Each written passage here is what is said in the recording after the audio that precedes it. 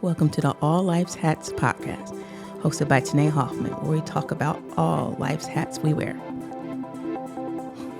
This episode, I decided, let's do a little dive into relationships. God, this sounds like soap opera or Dr. Phil-ish, but I thought one of the hats I've really struggled with is relationships. And this is before I even had a kid. So me and my husband have been together since 2009. Math time would be about 14 years. Seems like forever. No, not 14 years. Good Lord. Yeah, wait, it is 14 years. 2009, 2023. Yeah, 14 years. We went to high school together. We could not stand each other the first year and a half we knew each other. People used to say we felt like an old married couple. In 2012, we actually did get married. So, you guys were right all along. But me and him have a very interesting dynamic because we started off as friends. Well, frenemies, and then actual friends because we were in the same classes together, same interests. We were both in robotics. I did tell you I was a dork. So we spent a lot of time together. We didn't start dating till after high school. And of course, I fall for one of my guy friends when I was already intending to go to school out of state, Erie, Pennsylvania to be exact. So from where I lived, or from where he lived, where I was going to school, was 8 hours. So that's dedication and love. This guy on multiple occasions drove 8 hours after working all day to come see me in the frozen tundra that is Lake Erie, where I learned the definition of lake effect snow. That is no joke. So with our relationship, it was interesting because you know how you get the get to know you phase and the meet the parents thing. We literally had all that in the first 2 months we were dating. And the crazier thing about it is, one, I literally forgot his first name. When we started dating, it wasn't like some drunk thing. No, I forgot his first name because in high school, we didn't call each other by our first names. I call him Hoff or Hoffman, which is his last name. So when I first had my first dinner with his family, everybody kept saying Anthony. And I'm like, who in the world are they? Oh, it's you. So I forgot my then boyfriend's name. Also, weird dynamic with the two of us. Our moms both have the same first name. Our dads have the same first name. Our mom's birthdays are 4 days apart, but my mom's 2 years older than his. He's a junior, and so is my younger brother. That's also another reason why I don't call him by his first name, because that's just weird. Unless I'm pissed off or he's not listening. Then he hears his first name, so he knows he's in trouble. But like I said, we have a very interesting dynamic because we have very strong personalities. And we're opposites in a lot of stuff.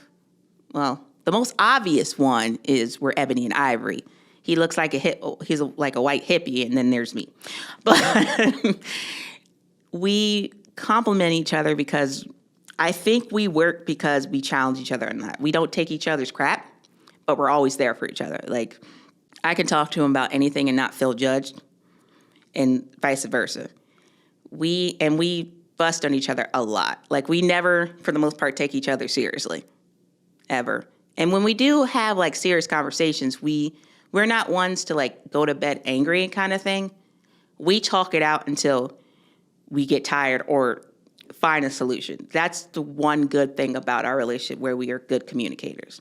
Now, where I say relationships, the idea of relationship was difficult for me because he was my first serious boyfriend, so he's my only serious relationship. But because I had such a rocky upbringing, I had a hard time opening up to someone. And despite him knowing me for 4 years before we were dating, opening up on that aspect was hard. I mean, we have grown closer since we've gotten together, but having that vulnerability and being vulnerable with someone else can be very difficult and scary. So, and at the same time, I was fighting with my own demons, with my fight with anxiety and depression, my issues with my family, my issues with my personal identity, what I wanted to do, what I wanted to be. So add that in the mix of also being with someone else, that's could for some people be a recipe for disaster. Somehow we made it through. He has seen me through my darkest times and my brightest times. We have lived together since 2012. So we moved in together in March of 2012, and we got married in December 2012. I inherited a dog that to this day I think was racist and absolutely hated me, but that came with the territory. We've had animals together. We've done multiple moves. We've had a child together. We've had times where we were the best of friends. We have times where we could not stand each other. We've had discussions on breaking up and staying together. So it hasn't always been rosy for us at all.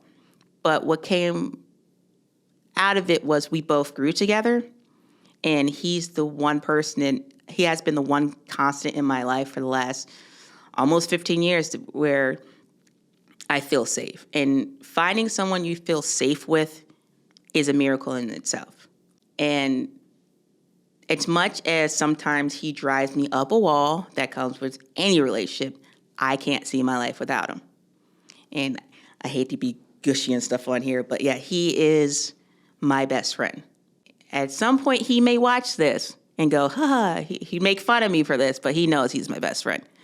So when you have something or someone worth fighting for, or have someone that close to your life, make sure you cherish it and take care of them, because you never know what's going to happen.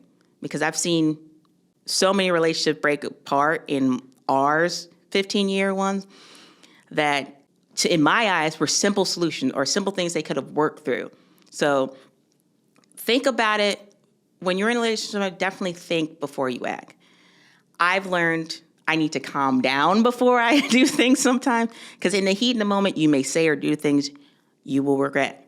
But if you are with the right person, you can definitely get past all that. Are there still things to this day he has not changed that drive me nuts? Yes. But I have my quirks that drive him nuts.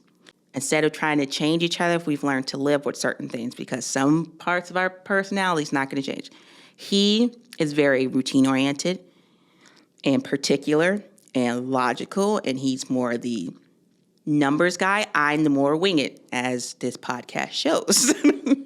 I go with a punch, and just, I've learned I need more structure, but I'm more adaptive and less rigid.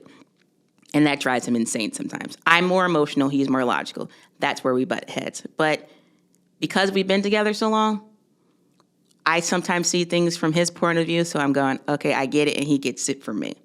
And that's helped us with our daughter, too. Because when she was a baby, I could definitely say that he was the more neurotic one, and I'm the more okay, she'll be okay. The having washing hands, or she can't do this, I'm like, she'll be all right. Let her learn. She'll learn the hard way. Still like that now. He's relaxed a lot after a while of learning our child. He's relaxed a lot, because we both look at each other going, she'll figure it out. But I think we really complement each other in that aspect. So when it comes to relationship, I'm not an expert. I found my person. And I hope all of you find your person. And maybe you don't have a person in a romantic kind of sense, but I have plenty of friends, people that I know that I can count on as well. Thank you for checking out the All Life's Hats podcast. Stay tuned for more.